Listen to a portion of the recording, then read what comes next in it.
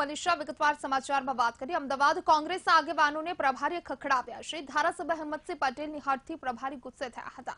હિંમતસિંહે પક્ષ વિરોધી કામ કરનારને સસ્પેન્ડ કરવાની હટ કરી હતી તો પ્રભારીએ જૂની વાતો ભૂલી જવા માટે સૂચન કર્યું। પ્રભારી રાજીવ સાતવે હિંમતસિંહને ઠપકો આપ્યો હતો। સાતવે હિંમતસિંહને ચીમકી આપતા જણાવ્યું કે તમારા આંતરિક વિવાદથી મારે કોઈ મતલબ નથી, મારે લોકસભામાં પરિણામ જોઈએ। વિવાદ ખતમ કરી લોકસભાની બેઠકો માટે નામ આપવાની સલાહ આપી હતી। હજુ સુધી લોકસભાની 2 બેઠકો માટેની પેનલ તૈયાર થઈ શકી નથી।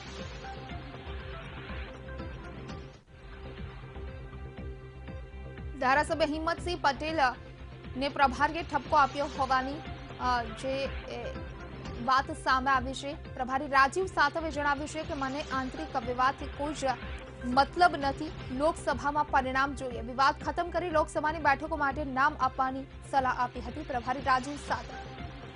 વધુ વિગત આપશે સંવાદદાતા નરેન્દ્ર રાઠોડ ફોન લાઈન પર જોડાઈ ગયા છે। નરેન્દ્ર, જે રીતે સમાચાર મળી રહ્યા છે હિંમતસિંહ પટેલની હટથી પ્રભારી રાજીવ સાતવ ગુસ્સે થયા હતા। પક્ષ વિરોધી કામ કરનારને સસ્પેન્ડ કરવાની જે હટ હિંમતસિંહની હતી અને જેના માટે પ્રભારી રાજીવ સાતવે શું ઠપકો આપ્યો?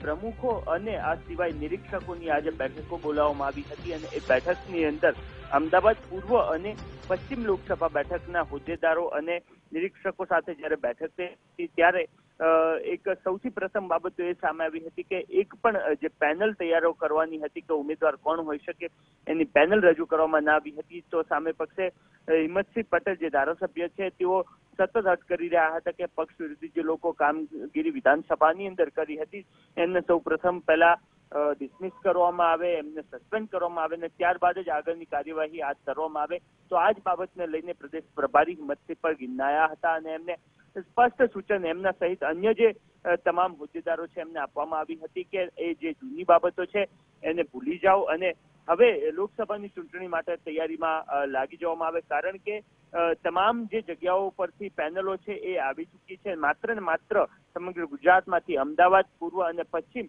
આ 2 લોકસભા બેઠકો એવી છે કે જેના હોદ્દેદારો અને નિરીક્ષકોએ પેનલ જમા કરાવી નથી, એટલે કે ઉમેદવાર કોણ એ જ હજુ સુધી એની પર ચર્ચા જ નથી થઈ શકી અને એના કારણે અમદાવાદ સંગઠન અને હોદ્દેદારો પર તેઓ ગિન્નાયા હતા। જી માહિતી આપવા માટે તો હિંમતસિંહ પક્ષ વિરોધી કામ કરનારને સસ્પેન્ડ કરવાની જે હઠ પકડી અને આ હઠ બાદ પ્રભારી રાજીવ સાતવે તેમને ઠપકો આપ્યો હતો।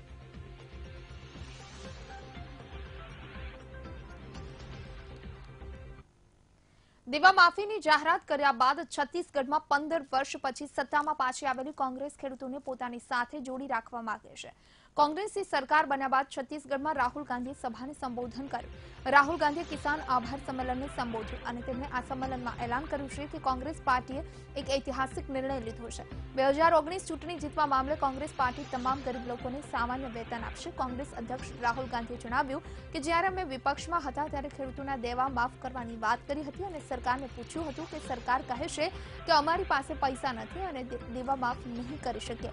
રાહુલે પ્રધાનમંત્રી મોદી પર કટાક્ષ કરતા કહ્યું કે દેશના ચોકીદાર પાસે છત્તીસગઢના ખેડૂતોના દેવા માફ કરવાના 6000 કરોડના હતા અને અનિલ અંબાણીને આપવા માટે 30000 કરોડ રૂપિયા હતા।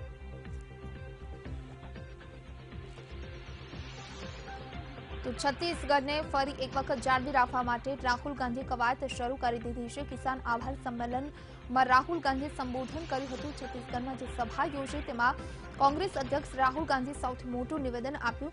2019માં કોંગ્રેસ સરકાર આવશે તો દરેકને લઘુત્તમ વેતન મળશે, આ પ્રકારનું નિવેદન રાહુલ ગાંધી આજે છત્તીસગઢમાં हमने निर्णय ले लिया है कि हिंदुस्तान के हर गरीब व्यक्ति को 2019 के बाद कांग्रेस पार्टी वाली सरकार गारंटी करके न्यूनतम आमदनी देने जा रही है। इसका मतलब मिनिमम इनकम गारंटी, मतलब हिंदुस्तान के हर गरीब व्यक्ति के बैंक अकाउंट में कम से कम न्यूनतम आमदनी हिंदुस्तान की सरकार देने जा रही है। मतलब हिंदुस्तान में ना कोई भूखा रहेगा ना कोई गरीब रहेगा। और ये छत्तीसगढ़ में करेंगे, मध्य प्रदेश, राजस्थान, हर प्रदेश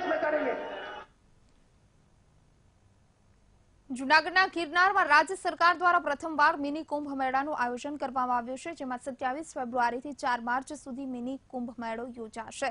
ત્યારે આ કુંભ મેળામાં ઉત્તર પ્રદેશના સીએમ આદિત્યનાથ હાજર રહેશે, તેમજ કલાકાર કૈલાશ ખેર પણ મેળામાં વિશેષ હાજરી આપશે। મહત્વનું છે કે 9 દિવસ ચાલનાર આ મિની કુંભ મેળામાં 3 દિવસ સંત સંમેલનનું અને 3 દિવસ સાંસ્કૃતિક કાર્યક્રમનું આયોજન કરાયું છે, તેમજ મેળા દરમિયાન લાઇટ અને સાઉન્ડ શો પણ યોજાશે। વધુ માહિતી આપશે સંવાદદાતા મેહુલ દેસાઈ અમારી સાથે ફોન લાઈન પર જોડાઈ ગયા છે। મેહુલ, જે રીતે સમાચાર છે, જૂનાગઢના ગિરનારમાં રાજ્ય સરકાર દ્વારા પ્રથમવાર મિની કુંભ મેળાનું આયોજન કરવામાં આવ્યું છે, શું વિગત પ્રાપ્ત થઈ રહી છે? બિલકુલ વાત કરવામાં આવે તો ગિરનારની અંદર જે શિવરાત્રીને લઈને જે તૈયારીઓ ચાલી રહી છે, ખાસ કરીને મિની કુંભ તરીકે ઉજવવામાં આવશે। વિશેષ વાત કરવામાં આવે તો વિવિધ લાઇટ એન્ડ સાઉન્ડ શોની પણ વ્યવસ્થા ત્યાં કરવામાં આવી છે। ઉત્તર પ્રદેશના મુખ્યમંત્રી યોગી આદિત્યનાથ પણ ત્યાં ઉપસ્થિત રહેશે, કારણ કે તેમને પણ આમંત્રણ આપવામાં આવ્યું છે અને તેમના તરફથી હાલ જે માહિતી મળી રહી છે તે પ્રમાણે યોગી આદિત્યનાથ પણ આ જે મિની કુંભ છે ત્યાં ઉપસ્થિત રહેવાના છે। સાથે જ વાત કરવામાં આવે તો વિવિધ ખાસ કરીને જે કાર્યક્રમો છે તે કાર્યક્રમોની પણ રચના કરવામાં આવી છે। મિની કુંભ દરમિયાન જે છે તે કરવામાં આવશે। મહત્વપૂર્ણ છે કે 6 દિવસ માટેનું આ જે કુંભ મેળાનું આયોજન છે તે કરવામાં આવ્યું છે, તેમાં સંતો મહંતો મોટી સંખ્યામાં ઉપસ્થિત રહેવાના છે। સાથે જ જો વાત કરવામાં આવે તો જે કલાકારો છે વિવિધ છે તે પણ આ જે મિની કુંભ મેળાની અંદર ઉપસ્થિત રહેવાના છે, એટલે વિવિધ કાર્યક્રમો આ દરમિયાન થવાના છે અને તેના લઈને જે બોલિવૂડની જે કલાકાર છે તે પણ ઉપસ્થિત રહેવાના છે, સંગીતકાર છે તે પણ ઉપસ્થિત રહેવાના છે અને ઉત્તર પ્રદેશના જે મુખ્યમંત્રી છે યોગી આદિત્યનાથ તે પણ ઉપસ્થિત રહેશે। જી આભાર મેહુલ, આપનો સમગ્ર માહિતી આપવા માટે। તો જે રીતે મિની કુંભ મેળાનું આયોજન કરવામાં આવ્યું છે, ત્યારે ઉત્તર પ્રદેશના સીએમ યોગી આદિત્યનાથ પણ હાજરી આપશે। 27 ફેબ્રુઆરીથી 4 માર્ચ સુધી આ મેળાનું આયોજન કરવામાં આવ્યું છે।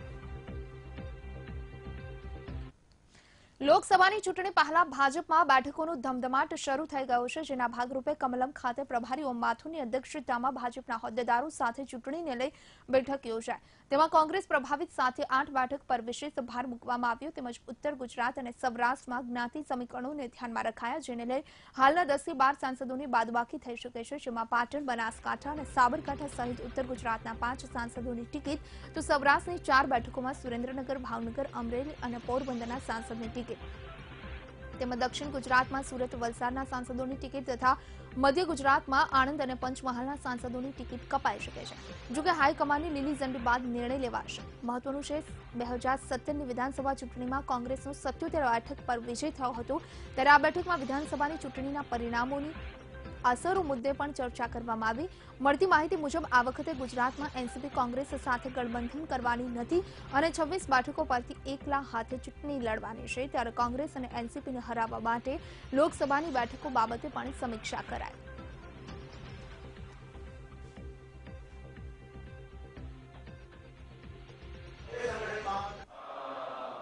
કોંગ્રેસ 2017ની વિધાનસભામાં પણ 1.5 વર્ષ પહેલા ઉમેદવાર જાહેર કરવાની વાત એ કોંગ્રેસ કરતી હતી। આજે પણ 6 મહિનાથી હું સાંભળી રહ્યો છું, સ્કૂટીની થઈ ગયા છે, નામ આવ્યા છે, તો એ આજે પણ જાહેર કરી શકતી નથી। એટલે અને વરાજા વગરની જાન લઈને નીકળ્યા છે। મેં ગઈકાલે પણ વાત કરી હતી અને આજે પણ કહું છું કે કોંગ્રેસમાં હિંમત હોય તો યુપીએના કેન્ડિડેટ તરીકે રાહુલ ગાંધીને જાહેર કરે। રાજી સાતવીજી અહીંયા આવ્યા છે કે અમારા વડાપ્રધાનના યુપીએના ઉમેદવાર એ જનતા જીતાડવાની નથી, નરેન્દ્રભાઈને જીતાડવાની, છતાં પણ હિંમત હોય તો એ જાહેર કરે। વરાજા વગરની જાન એ કોંગ્રેસ લઈને નીકળી છે, ત્યારે કોની કમ્પેર કરવી? નરેન્દ્રભાઈની સામે કયું નેતૃત્વ છે? જીતુ વાઘાણીના વિવાદિત નિવેદનના મામલે કોંગ્રેસના આગેવાનોની પ્રતિક્રિયા બાદ વાઘાણીએ સ્પષ્ટતા કરી। જીતુ વાઘાણીએ જણાવ્યું કે મારી વાતનું ખોટું અર્થઘટન કરવામાં આવ્યું, કોંગ્રેસના નેતાઓએ પણ મારી માતા વિરુદ્ધ આવા શબ્દ વાપર્યા હતા। તો જીતુ વાઘાણીની સ્પષ્ટતા બાદ કોંગ્રેસે વળતો જવાબ આપ્યો। કોંગ્રેસના પ્રદેશ પ્રમુખ અમિત ચાવડાએ જણાવ્યું કે વાઘાણીએ કોઈ એક મહિલા ને નહીં પણ બધી માતાઓ માટે એ શબ્દ વાપર્યા હતા। હવે જીતુ વાઘાણી પોતાની વાત પરથી ફરી ગયા છે। નિવેદન કરી ફરી જવું એ જ ભાજપના સંસ્કાર છે। જીતુ વાઘાણી એ મહિલાઓ માફ નહીં કરે। જીતુ વાઘાણી એ ભૂલમાં નહીં પણ ઇરાદાપૂર્વક આ શબ્દ બોલ્યા હતા।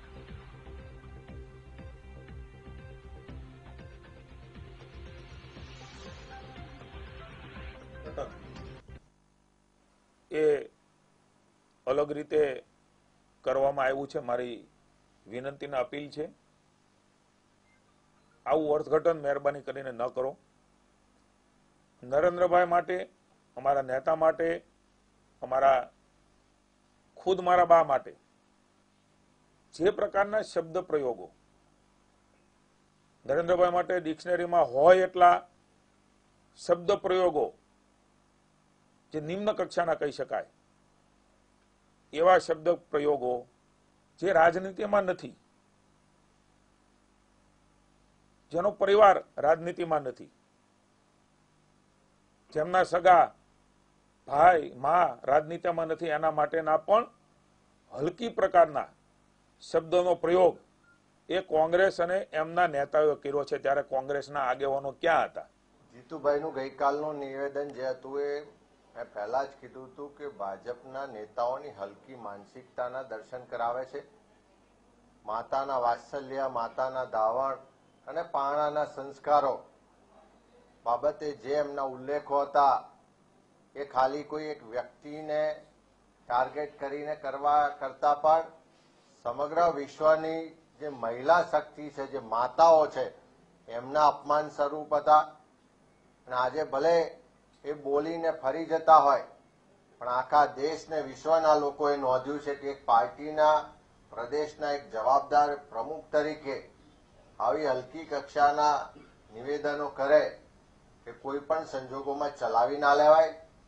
એકવાર બોલીને ફરી જવું એ ભાજપની નીતિ રહી છે.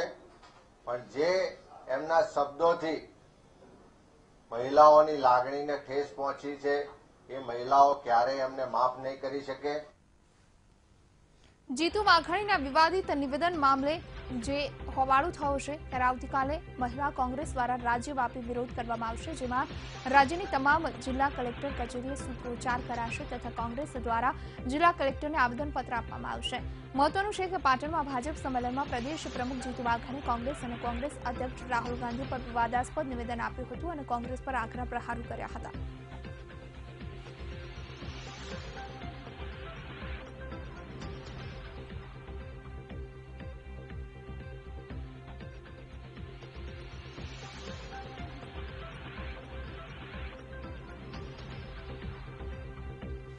જીતુ વાઘાણીના નિવેદનને લઈ કોંગ્રેસમાં રોષ જોવા મળી રહ્યો છે. સુરત જિલ્લા કોંગ્રેસના મહામંત્રી સોશિયલ મીડિયા પર પોસ્ટ કરી વાઘાણી સામે આક્રોશ વ્યક્ત કર્યો. જીતુ વાઘાણીએ રાહુલ ગાંધી સામે અભદ્ર ટિપ્પણી કરી અને તેનો વિરોધ કોંગ્રેસ કરી રહી છે. કોંગ્રેસના નેતાઓએ ચીમકી આપી છે કે તેઓ પોતાના નિવેદનની માફી નહીં માગે તો તેમનું મોઢું કાળું કરવામાં આવશે.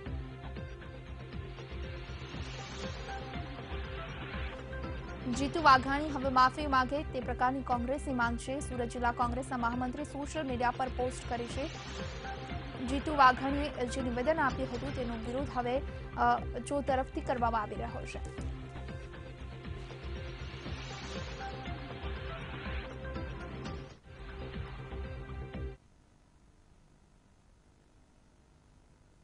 વધુ કેટલાક સમાચારો સાથે પરત ફરીશું. આજે ગુજરાતમાં રોકાઈ એક બ્રેક માટે. ખેડૂતોના માટે મગફળી માટે સરકારે જે એક મહત્વપૂર્ણ નિર્ણય લીધો છે. સરકારે ખેડૂતોની મગફળીની ખરીદીની સમય મર્યાદામાં વધારો કર્યો છે. 12 ફેબ્રુઆરી સુધી ટેકાના ભાવે મગફળીની ખરીદી કરવાની જાહેરાત કરી છે. આ પહેલા મગફળીની ખરીદીની તારીખ 31 જાન્યુઆરી સુધીની રખાઈ હતી, પરંતુ બાકી રહેલ ખેડૂતોની મગફળીની ખરીદી માટે 12 ફેબ્રુઆરી સુધીની મુદત વધારાઈ છે. હાલ કુલ 2.24 લાખની મગફળીની ખરીદી કરાઈ છે, જ્યારે કુલ 2.38 લાખનું રજીસ્ટ્રેશન કરાયું છે. વધુ વિગત આપશે સંવાદદાતા મેહુલ દેસાઈ ફોન લાઈન પર જોડાઈ ગયા છે. મેહુલ, મગફળી ખરીદીની તારીખમાં વધારો કરવામાં આવ્યો છે, એટલે કે સમય મર્યાદા લંબાવાય છે. શું વિગત મળી રહી છે? વાત કરવામાં આવે જે મગફળીની જે ખરીદી છે ટેકાના ભાવે કરવામાં આવી રહી છે તેનો સમય જે 90 દિવસ પ્રમાણે જે નાફેડનો જે સમય જે 90 દિવસનો આપવામાં આવે છે તે પ્રમાણે 12 ફેબ્રુઆરીએ પૂર્ણ થાય છે. એટલે 12 ફેબ્રુઆરી સુધીનો સમય હતો અને 12 ફેબ્રુઆરી સુધી જ આ ખરીદી છે તે કરવામાં આવશે. 31 જે તારીખ છે ત્યાં સુધી તમામ બાકી રહેલા ખેડૂતો છે 2,26,000 જે ખેડૂતો છે ખેડૂતોનું રજીસ્ટ્રેશન જે રજીસ્ટ્રેશનના આધારે જે બાકી રહેલા 12,000 જે ખેડૂતો છે તેના સંદર્ભમાં જે તેમને જાણ કરવા માટેની 31 તારીખ સુધીનો જે સમય હતો અને આ સમયની અંદર જે કરવા માટે કહેવામાં આવ્યું છે. 12 ફેબ્રુઆરી સુધી જે છે ખરીદ જે છે ટેકાના ભાવે મગફળી કરવામાં આવશે તેવું જે વિભાગ દ્વારા સ્પષ્ટતા કરવામાં આવી છે. જે ખરીદી કરવામાં આવનાર છે તેના બાબતે જે ખેડૂતોને જિલ્લાવાર તમામ જે ખેડૂતો જે બાકી રહેતા ખેડૂતો છે તેમને જાણ કરવા માટે પણ કહેવામાં આવ્યું છે। SMS દ્વારા પણ તેમને જાણકારી આપવામાં આવી રહી છે। એટલે જે ખેડૂતો ખાસ કરીને વાત કરવામાં આવે તો જે મગફળીની ટેકાના ભાવે ખરીદી કરવામાં આવનાર છે તેનો સમય જે છે 90 દિવસ પ્રમાણે જે 12 ફેબ્રુઆરી પૂર્ણ થશે એટલે 12 ફેબ્રુઆરી સુધી આ ટેકાના ભાવે ખરીદી કરવામાં આવશે। આભાર મેહુલ આપનો માહિતી આપવા માટે। હવે 12 ફેબ્રુઆરી સુધી થશે ટેકાના ભાવે મગફળીની ખરીદી। અગાઉ 31 જાન્યુઆરી સુધીની સમય મર્યાદા હતી, જેમાં વધારો કરવામાં આવ્યો છે અને સરકારે આ એક મોટો નિર્ણય કર્યો છે।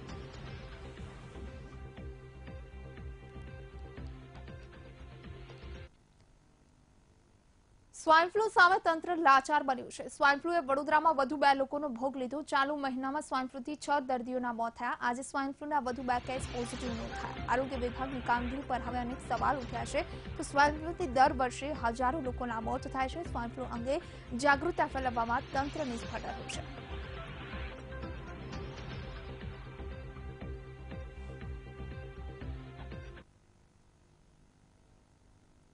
ગુજરાતમાં દારૂબંધી હોવા છતાં છાશવારે રાજ્યોમાંથી દારૂનો જથ્થો ઝડપાતો રહે છે। ત્યારે ભાજપના પૂર્વ નેતાએ ગુજરાતમાંથી દારૂબંધી હટાવવાની માંગ કરી। ભાજપ સરકારના પૂર્વ મંત્રી ખુમાનસિંહ વાંસિયાએ દારૂબંધી હટાવવાની માંગ કરતા જણાવ્યું છે કે ગુજરાતમાંથી દારૂબંધી હટાવી લેવી જોઈએ, કારણ કે ગુજરાતની દારૂબંધી માત્ર દંભે છે। અહીં કેમિકલવાળો દારૂ મળે છે। દારૂબંધીના કારણે કેમિકલયુક્ત દારૂ પીવાથી લોકો મરી રહ્યા છે। ખુમાનસિંહનો દાવો છે કે દારૂબંધીના કારણે નાની ઉંમરમાં મહિલાઓ વિધવા બની રહી છે। મહત્વનું છે કે ખુમાનસિંહ વાંસિયા ભાજપના પૂર્વ નેતા છે। અગાઉ વિધાનસભાની ચૂંટણીમાં અપક્ષ ઉમેદવારી કરતા ખુમાનસિંહને પાર્ટીએ સસ્પેન્ડ કર્યા હતા। દારૂબંધીના કારણે આ બધા બહેનો વિધવા બની છે। દારૂબંધીનું કારણ એટલા માટે ગણાવું છું કે જેને કારણે આપણે ત્યાં આપણા ગુજરાતમાં જે દારૂનો એક લઘુ ઉદ્યોગ ચાલી રહ્યો છે, છાનો છૂપનો, અને રાજકીય ઉઠા હેઠળ અને પોલીસના આશીર્વાદથી જે ચાલી રહ્યો છે, જેને કારણે આપણે ત્યાં કેમિકલનો દારૂ છે, બેટરીના સેલનો દારૂ છે, ઇવન દારૂ બનાવતી વખતે ખુદ એની અંદર પેશાબ કરતા પણ લોકો હોય છે। અને એ રીતે જે દારૂ જે પછી લોકો જે પીએ છે, યુવાધન જે પીએ છે, જેને કારણે એમને આ લીવરના પ્રશ્નો મોટાભાગના ઉભા થાય છે।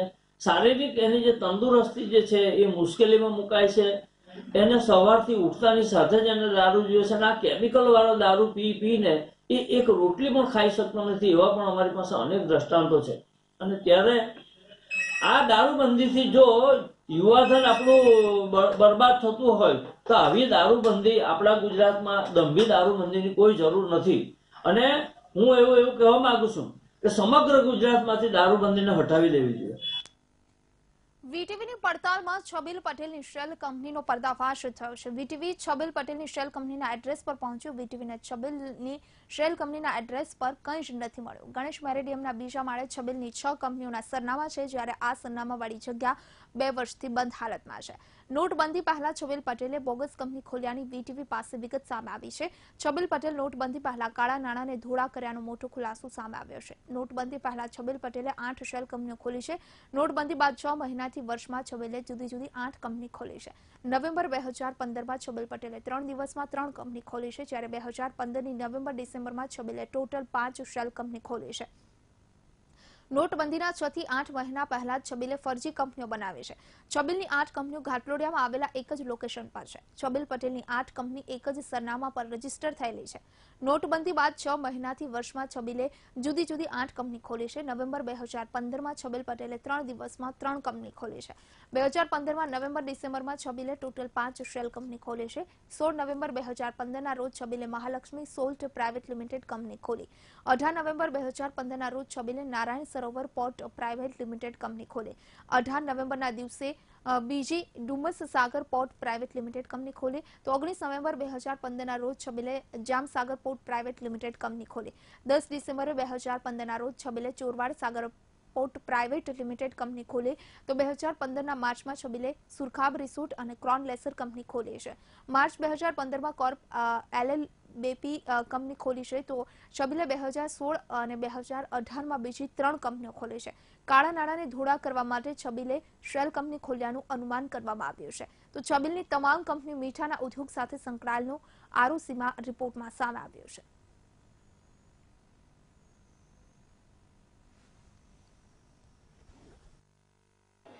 જયંતિ ભાનુશાળી હત્યા કેસની લઈને વીટીવી અત્યારે એક મોટો ખુલાસો કરી રહી છે. છબીલ પટેલ જે આરોપી જે છે તે પોતાના નિવાસસ્થાને ઘરે તાળા મારીને તો જતો રહ્યો છે, પરંતુ તેની ગણેશ મરેડિયાની અંદર એ બ્લોકની અંદર 212 નંબરની તેની ઓફિસ આવેલી છે.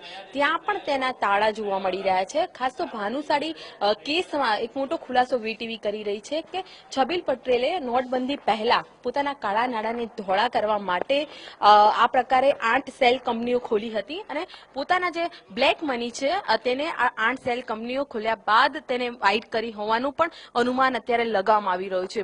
વીટીવીની ટીમ જ્યારે તેની ઓફિસે પહોંચી હતી તો ઓફિસે પણ તાળા મારી દેવામાં આવ્યા હતા અને જે સાથેના ઓફિસમાં કામ કરતા કર્મચારીઓ સાથે વાતચીત થઈ હતી એ દરમિયાન જાણવા મળ્યું હતું કે છેલ્લા 2 વર્ષથી આ ઓફિસ બંધ હાલતમાં જ હતી. તો એક વાત ચોક્કસ સ્પષ્ટ થઈ રહી છે કે જે પ્રકારે 2015 ના નવેમ્બર-ડિસેમ્બરમાં છબીલ પટેલે 5 જેટલી સેલ કંપનીઓ ખોલી હતી અને ત્યારબાદ જે ઓફિસ જે એડ્રેસ આપવામાં આવ્યું હતું 212 નંબર જે ઓફિસ છે તે છબીલ પટેલના નામ પર છે, પરંતુ છેલ્લા 2 વર્ષથી તે બંધ હાલતમાં છે. તો આ એક મોટો ખુલાસો સામે આવી રહ્યો છે કે સેલ કંપનીઓ શા માટે છબીલ પટેલે 2015માં ખોલી હતી. ત્યારબાદ 2018માં પણ અન્ય 3 કંપનીઓ પણ ખોલી હતી, પરંતુ છેલ્લા 2 વર્ષથી આ કંપની બંધ છે.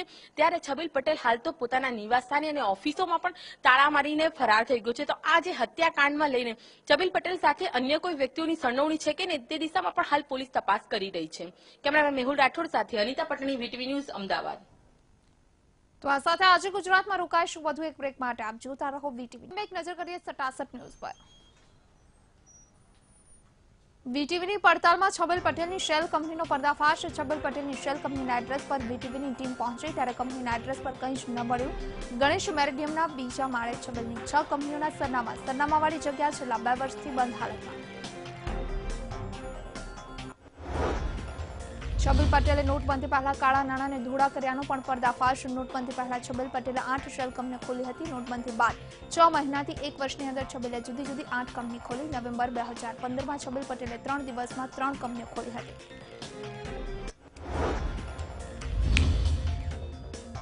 જીતુ વાઘાણીના વિવાદિત નિવેદનનો મામલો. વાઘાણીએ સ્પષ્ટતા કરતા જણાવ્યું કે મારી વાતનું ખોટું અર્થઘટન કરવામાં આવ્યું છે. કોંગ્રેસના નેતાઓએ પણ મારી માતા વિરુદ્ધ આવા શબ્દો વાપર્યા હતા.